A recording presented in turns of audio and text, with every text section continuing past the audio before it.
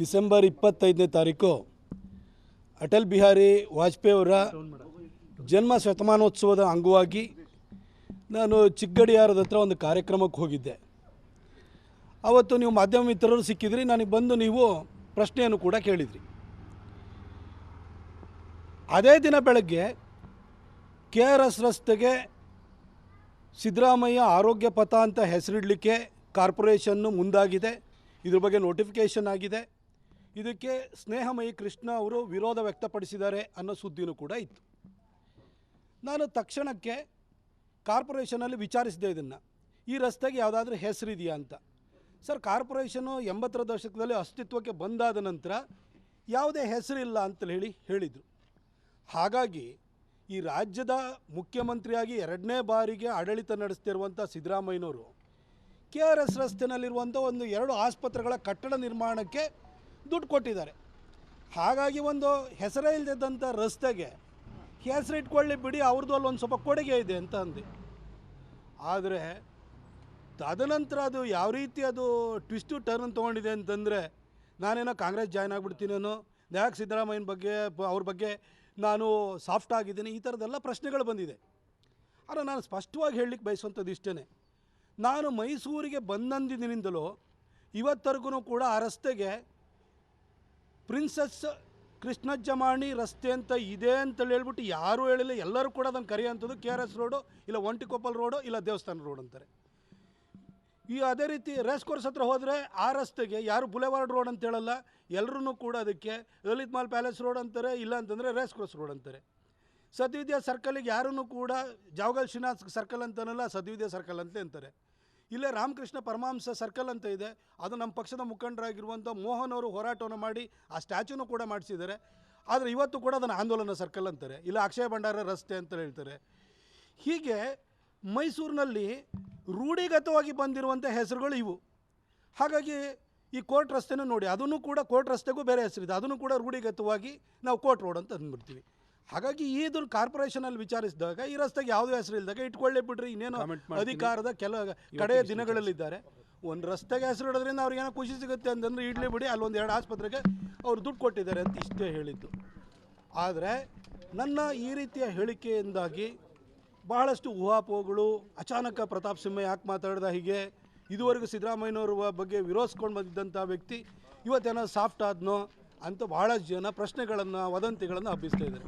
ನಾನು ಅವ್ರಿಗೆ ಭಾಳ ಸ್ಪಷ್ಟವಾಗಿ ಹೇಳಲಿಕ್ಕೆ ಬಯಸೋದು ಇಷ್ಟೇ, ಕಳೆದ 11 ವರ್ಷಗಳಿಂದ ಇಡೀ ಹಳೆ ಮೈಸೂರು ಭಾಗದಲ್ಲಿ ಒಂದಿಬ್ಬರು ಹಿರಿಯ ರಾಜಕಾರಣಿಗಳು ವೈಯಕ್ತಿಕವಾಗಿ ಸಿದ್ದರಾಮಯ್ಯನವ್ರ ಜೊತೆ 1-2 ಜಗಳಗಳನ್ನು ಮಾಡ್ಕೊಂಡಿದ್ದು ಬಿಟ್ಟರೆ, ಅವ್ರನ್ನ ಸೈದ್ಧಾಂತಿಕವಾಗಿ ಅವರ ಒಂದು ಧರ್ಮಾಂಧ ಮತ್ತು ಹಿಂದೂ ವಿರೋಧಿ ಧೋರಣೆಗಳ ಬಗ್ಗೆ, ಅವರ ಒಂದು ಜಾತಿವಾದದ ಬಗ್ಗೆ ಕಡಾಖಂಡಿತವಾಗಿ ವಿರೋಧಿಸ್ಕೊಂಡು ಬಂದಿರೋನು ಪ್ರತಾಪ್ ಸಿಂಹ ಒಬ್ಬನೇ.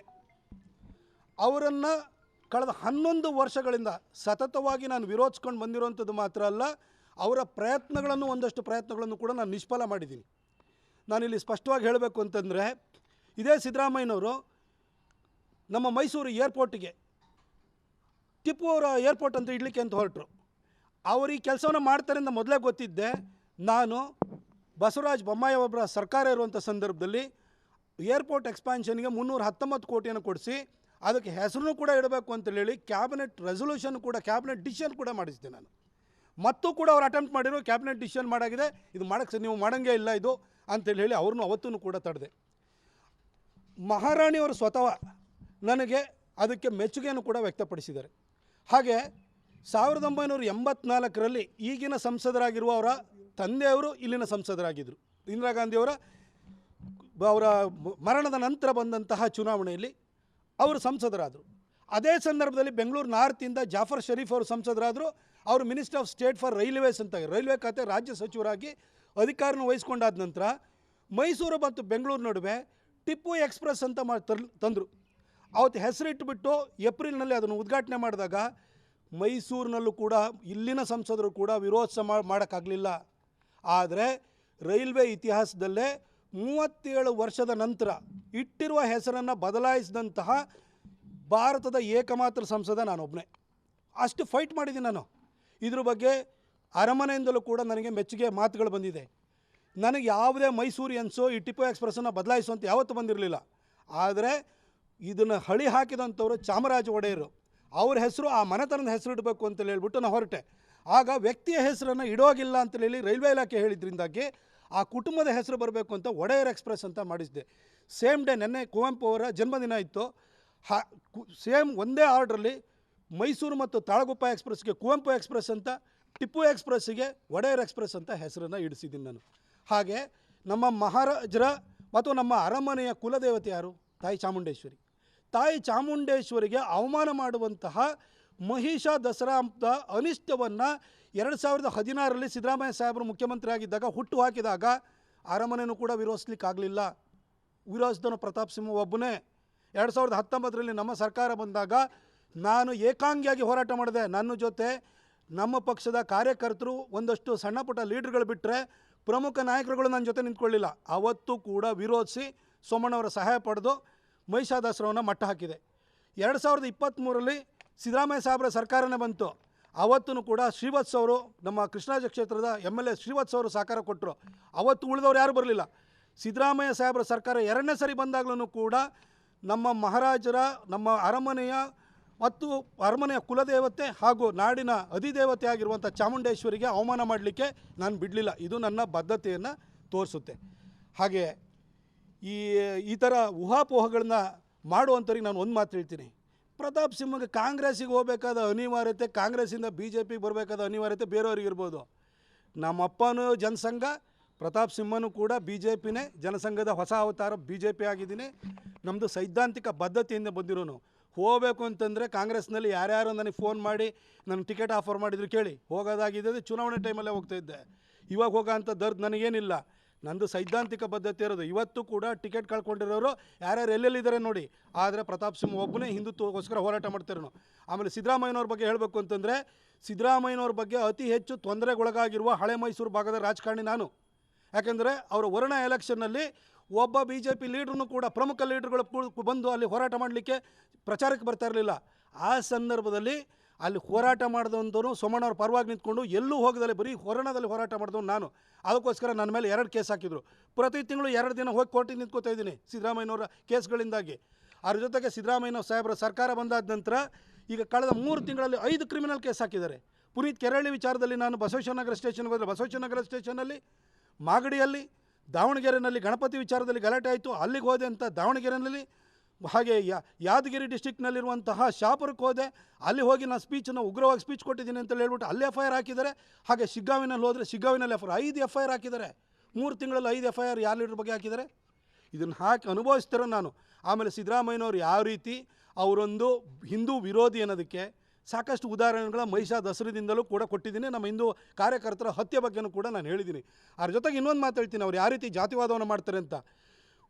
ಕೆಂಪೇಗೌಡ ಸ್ಟ್ಯಾಚ್ಯೂನ ರಾಜ್ಯ ಸರ್ಕಾರನೇ ಕೆಂಪೇಗೌಡ ಜಯಂತಿನ ಆಚರಣೆ ಮಾಡುತ್ತೆ. ಕೆಂಪೇಗೌಡರಿಗೆ ಒಂದು ಸ್ಟ್ಯಾಚ್ಯೂನ ಮಾಡಬೇಕು, ಪುಷ್ಪಾರ್ಚನೆ ಮಾಡಲಿಕ್ಕೆ ಅಂತೇಳಿ 2 ವರ್ಷದಿಂದ ಪ್ರಯತ್ನವನ್ನು ಮಾಡಿ ನಮ್ಮ ಸರ್ಕಾರ ಇರುವಂಥ ಸಂದರ್ಭದಲ್ಲಿ ಕಲಾಮಂದಿರದ ಎದುರು ಭಾಗದಲ್ಲಿ ಕಾರ್ನರಲ್ಲಿ ರೈಲ್ವೆ ಹಳಿ ಪಕ್ಕದಲ್ಲಿ ಒಂದು ಚಿಕ್ಕ ಪಾರ್ಕನ್ನು ಮಾಡಿ ಅಲ್ಲಿ ಸ್ಟ್ಯಾಚ್ಯೂನ ಪ್ರತಿಷ್ಠಾಪನೆ ಮಾಡಲಿಕ್ಕೆ ಅಂತ ಮಾಡಿ 25 ಲಕ್ಷ ಖರ್ಚು ಮಾಡಿ ಸ್ಟ್ಯಾಚ್ಯೂ ತೊಗೊಂಬಂದಿಟ್ಕೊಂಡಿದ್ದೀನಿ. ಕಳೆದ 1.5 ವರ್ಷದಿಂದ ಸಿದ್ದರಾಮಯ್ಯ ಸಾಹೇಬ್ರ ಸರ್ಕಾರ ಕೆಂಪೇಗೌಡರ ಸ್ಟ್ಯಾಚ್ಯೂ ಹಾಕ್ಲಿಕ್ಕೆ ಬಿಟ್ಟಿಲ್ಲ. ಹಾಗೆ ಮಾತೃಮಂಡಳಿ ಸರ್ಕಾರದ ಗಲಾಟೆ ಆಯಿತು, 2 ಜಾತಿಗಳ ಮಧ್ಯದ ಗಲಾಟೆ ಆಗ್ತಾಯಿತ್ತು. ಇಡೀ ಸರ್ಕಾರನ ಕುಲ್ಲ ಮಾಡಿಸಿದವ್ರು ಯಾರು? ಇಷ್ಟೆಲ್ಲ ಕೆಲಸವನ್ನು ಮಾಡಿದ್ದೀನಿ. ನನ್ನ ಬಾಧ್ಯತೆ ಬಗ್ಗೆ ಪ್ರಶ್ನೆ ಮಾಡೋಕ್ಕೆ ಹೋಗಬೇಡಿ. ನಾನು ನರೇಂದ್ರ ಮೋದಿಯವರ ಹೆಸರು ಹೇಳ್ಕೊಂಡು ರಾಜಕಾರಣಕ್ಕೆ ಬಂದಿರೋನು, ಈ ಪಕ್ಷಕ್ಕೆ ಸಿದ್ಧಾಂತಕ್ಕೆ ಬದ್ಧತೆ ಇರೋನು. ನಾ ಕಡೆಯವರೆಗೂ ಕೂಡ ಈ ಪಕ್ಷದಲ್ಲಿ ಇರೋನು.